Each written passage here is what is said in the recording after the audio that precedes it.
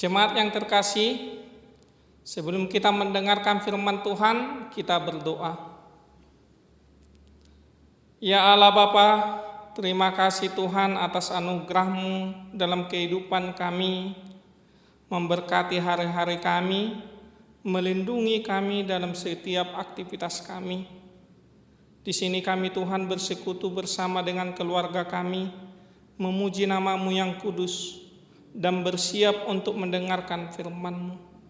Roh Kudus-Mu Tuhan yang memberikan kami pengertian, sehingga kami akan mengerti akan firman-Mu, kehendak-Mu dalam kehidupan kami, dan kami dimampukan untuk melakukannya. Berfirmanlah Engkau ya Tuhan. Amin.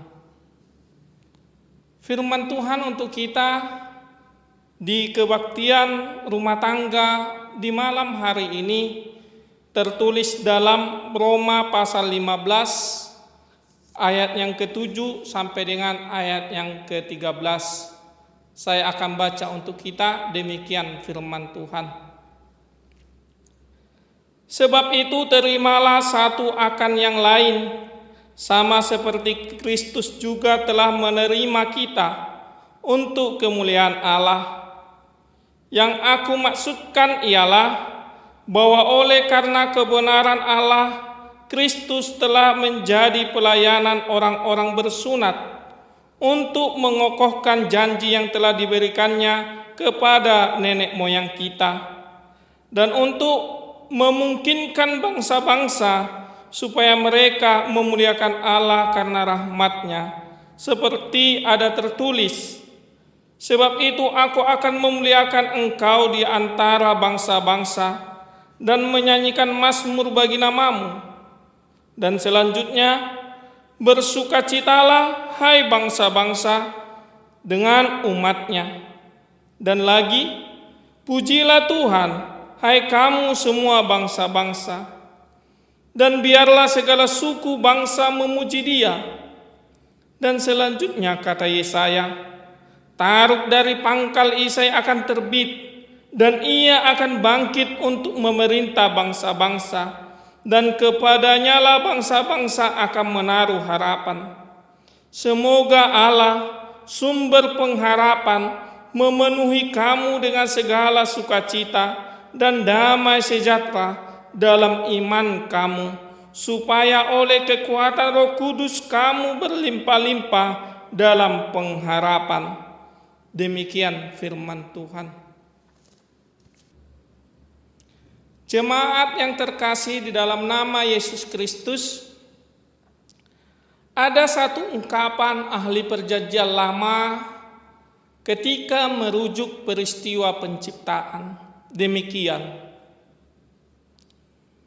Allah menciptakan perbedaan di antara ciptaannya,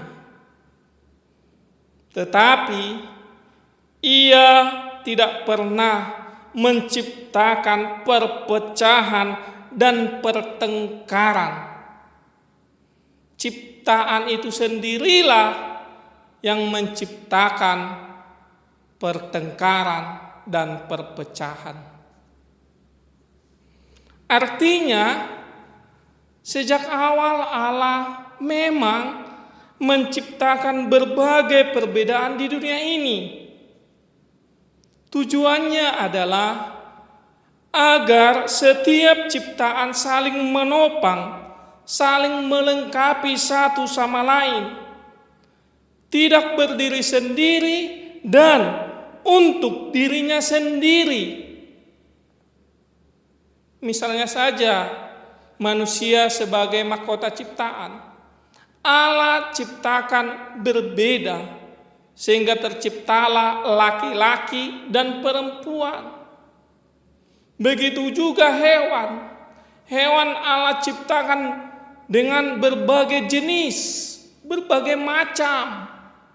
Begitu juga tumbuh-tumbuhan berbagai jenis, berbeda-beda. Walaupun ciptaan itu berbeda-beda, tetapi mereka saling melengkapi. Manusia dan hewan membutuhkan tumbuhan, Karena tumbuhan menghasilkan makanan, karena tumbuhan menghasilkan oksigen. Tumbuhan membutuhkan hewan, sebab hewan menghasilkan pupuk organik, sehingga dia bisa terus makan melalui proses tanah. Kepelbagaian itulah membentuk suatu lingkaran kehidupan yang memang Allah sengaja menciptakannya. Walau berbeda tetapi saling menopang. Tetapi ketika perbedaan itu tidak mampu dikelola, maka akan menjadikan kehidupan terpecah belah. Akan terjadi pertengkaran. Rusaklah harmoni kehidupan, rusaklah kerukunan, rusaklah keutuhan ciptaan. Dan Allah tidak menyukai hal itu. Misalnya saja kehidupan manusia. Dan manusia sering melakukan ini. Bahwa di dalam kepelbagaiannya manusia itu tidak mampu atau seringkali tidak mampu mengelola kepelbagaian sehingga terjadi pertengkaran, terjadi perpecahan. Contoh saja dalam kehidupan rumah tangga. Ketika suami atau istri tidak mampu mengelola perbedaan di tengah-tengah keluarganya, akan terjadi pertengkaran, akan terjadi perpecahan. Barang-barang yang tidak bisa terbang, melayang. Benda yang tidak bisa menyakiti akhirnya digunakan untuk menyakiti. Itu contoh kecil di tengah-tengah keluarga. Kepelbagaian juga terjadi di gereja. Ketika itu gagal dikelola dengan baik, maka terjadilah perpecahan tengah-tengah gereja. Terjadilah pertengkaran di tengah-tengah gereja. Dan efeknya apa? Persekutuan dengan Allah menjadi rusak. Nyanyiannya, pujiannya untuk memuliakan Allah, untuk memuji nama Allah, tidak di dalam kekusukan lagi. Inilah yang terjadi dalam firman Tuhan hari ini kepada jemaat Roma. Jemaat Roma terdiri dari berbagai suku bangsa, berbagai ras, yang masing-masing mempunyai pola pemikiran yang berbeda, yang masing-masing mempunyai kebiasaan yang berbeda, tutur kata yang berbeda, sikap yang berbeda, kebiasaan yang berbeda. Sehingga perbedaan itu menjadi persoalan di tengah-tengah gereja atau jemaat di Roma. Karena jemaat di Roma gagal mengelola kepelbagaian itu, akhirnya ibadah mereka tidak kusuk kepada Allah. Dalam ayat 6 ada istilah tidak satu hati. Sehingga dengan satu hati katanya.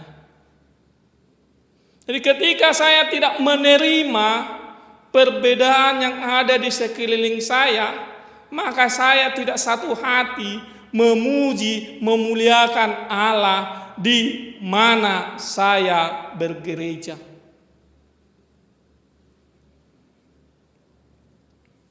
Oleh karena itu, Paulus dengan tegas mengatakan bahwa perbedaan itu adalah hal yang baik yang diciptakan Allah. Sebab Allah menciptakan kita berbeda-beda.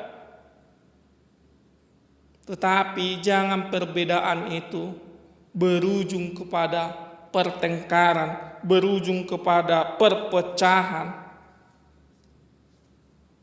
Hendaklah masing-masing individu Masing-masing yang merasa imannya kuat menopang yang merasa imannya lemah, yang kita anggap lemah.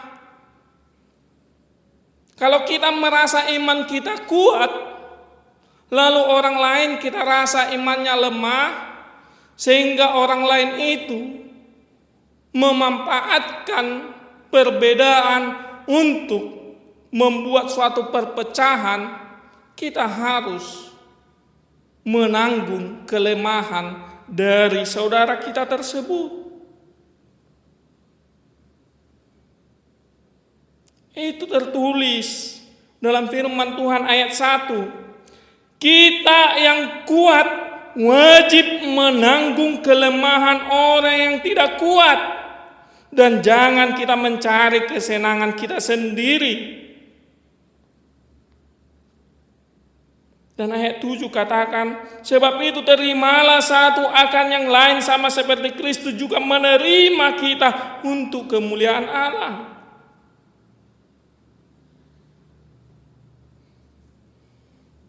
Saudara-saudari yang dikasihi Tuhan, ada beberapa hal yang hendak disampaikan firman Tuhan hari ini kepada kita. Yaitu yang pertama adalah firman Tuhan sebagai dasar pengetahuan untuk menjalani hidup kita. Ketika manusia mengandalkan pengetahuan dunia ini dalam menyikapi, dalam menghadapi perbedaan, maka hasilnya akan cenderung menghasilkan pertengkaran, akan menghasilkan perpecahan. Misalnya saja, sikap seseorang,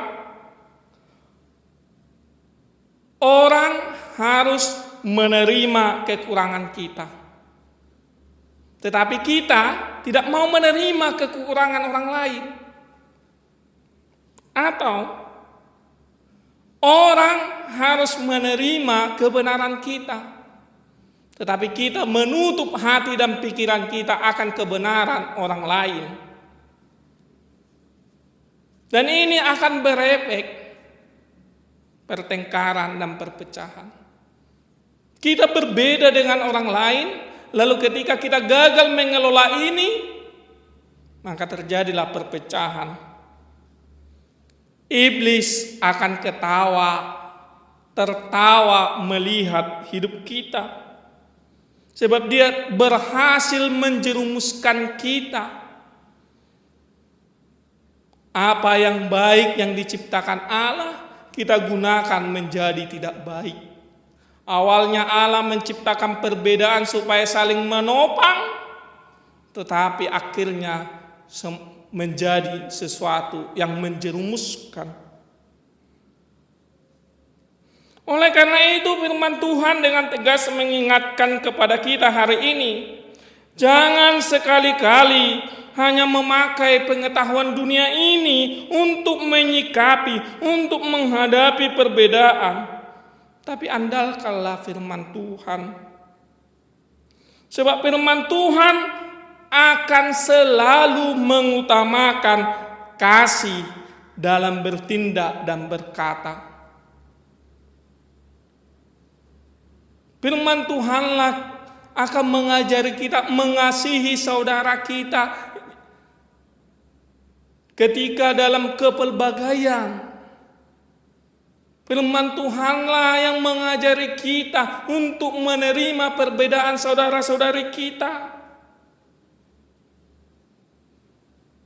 Firman Tuhanlah yang mengajari kita untuk memutuskan apa yang baik di mata Tuhan dan bukan apa yang baik di mata kita. Sehingga setiap keputusan oleh karena perbedaan itu akan menghasilkan ketaatan dan pengharapan yang hidup. Kita yakin Allah sanggup memelihara hidup kita. Kita yakin Allah adalah hakim di tengah-tengah hidup kita. Tanpa firman Tuhan, hidup kita akan terjerumus ke dalam lumpur dosa. Tanpa firman Tuhan, hidup kita tidak akan damai. Persekutuan dengan Tuhan rusak, demikian juga persekutuan dengan sesama. Kita mati oleh karena perbedaan. Kita mati oleh karena perpecahan, pertengkaran. Karena kita sendiri. Janganlah. Jadikan firman Tuhan menjadi alatmu untuk menyikapi perbedaan-perbedaan yang ada dalam hidupmu. Yang kedua, orang percaya akan hidup rukun. Jemaat yang terkasih, jika kita baca ayat 7 firman Tuhan hari ini, sebab itu terimalah satu akan yang lain sama seperti Kristus juga telah menerima kita untuk kemuliaan Allah. Ayat ini mengajarkan kita untuk introspeksi diri, untuk menerima perbedaan yang ada dalam hidup kita. Sehingga ketika kita menerima perbedaan itu, hidup kita akan rukun. Makanya orang percaya hidupnya pasti rukun. Rukun dengan dirinya sendiri, damai hatinya, dan rukun dengan orang lain. Parsauranna dinggan. Mengapa demikian? Kalau kita baca ayat 5 dan ayat 6, firman Tuhan hari ini mengajarkan kita bahwa kalau kita tidak menerima perbedaan itu, hubungan kita dengan sesama akan rusak. Puji-pujian kita dalam memuliakan Allah juga tidak dalam satu hati. Efeknya adalah hati kita tidak damai, hari-hari kita juga tidak damai. Tetapi ketika kita menerima perbedaan itu, maka efeknya hidup kita damai, persekutuan kita dalam memuji dan memuliakan Allah juga akan satu hati. Dengan kata lain hendak dikatakan bahwa ibadah kita, pujian kita dengan Allah itu bersangkut paut dengan hubungan kita dengan sesama. Kalau hubungan kita dengan sesama rusak, tidak bagus, bagaimana kita memuji Allah? Tapi kalau hubungan kita dengan sesama bagus, maka kita satu hati memuji nama Allah.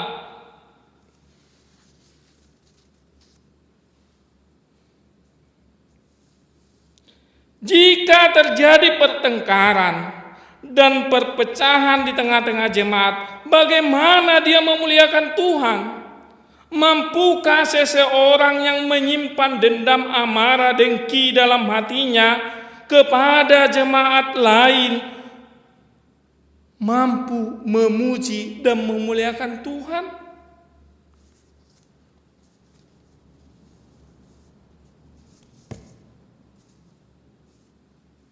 Ini perenungan untuk kita. Makanya ayat 7 diajak kita introspeksi diri. Kita harus menerima perbedaan itu. Caranya adalah kita melihat diri kita. Kita seringkali berbeda dengan Allah. Kita rencanakan A, ternyata yang terjadi dibuat Allah B, kita berbeda. Sering kita marah kepada Allah. Sering kita berbuat melawan Allah. Tapi Allah masih menerima perbedaan itu sambil menunggu kita berbalik kepadanya. Makanya dikatakan dalam firman Tuhan dalam ayat terakhir pengharapan. Kalau kita mau belajar menerima perbedaan orang lain, dalam hati kita ada pengharapan bahwa Dia akan berubah, bahwa Allah akan bertindak sebagai hakim. Sebagaimana Allah terhadap kita, sebagaimana Kristus terhadap kita, menunggu kita berbalik kepadanya. Yang ketiga, firman Tuhan hari ini sampaikan kepada kita adalah jadilah berkat bagi semua bangsa. Kita, keluarga kita, gereja, atau bahkan negara kita diharapkan Tuhan sebagai Israel masa kini. Melalui kita, orang lain ikut memuji dan memuliakan Allah yang kita sembah.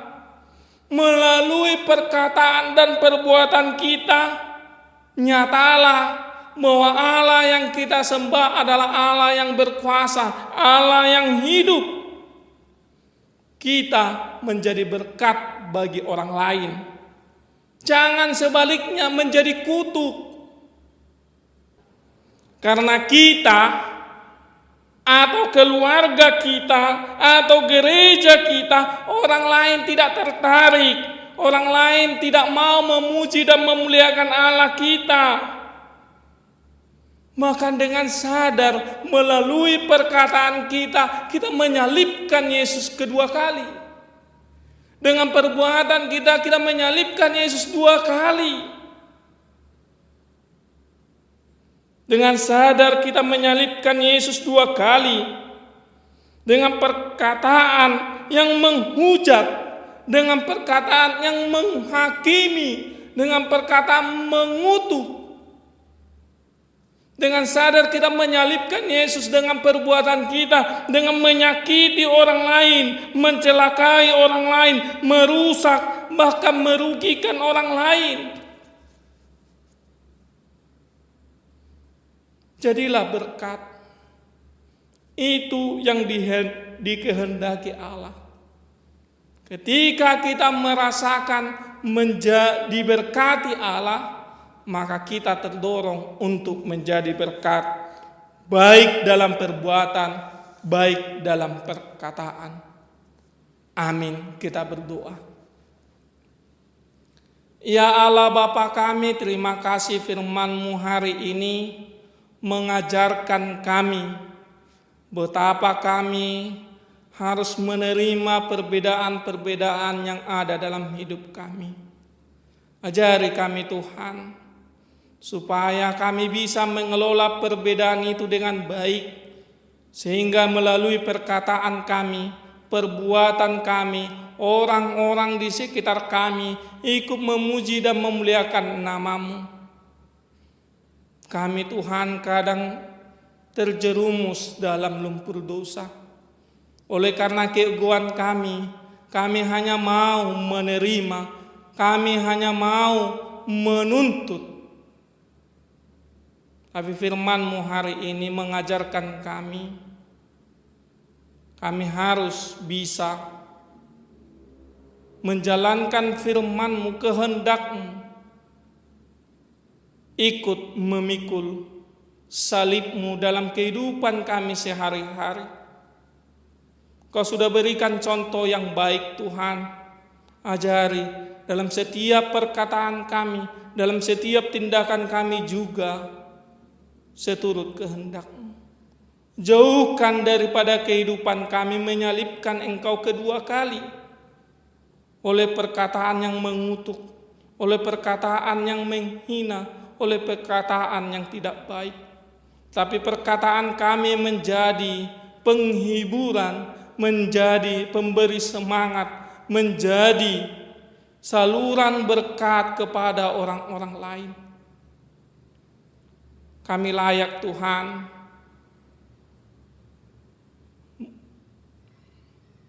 Hari ini juga Tuhan kami berdoa untuk saudara-saudari kami dalam kehidupannya sehari-hari yang penuh dengan tantangan. Sertai mereka, sertai hidup kami, sehingga mereka selalu dalam perlindungan-Mu, selalu dalam pemeliharaan-Mu.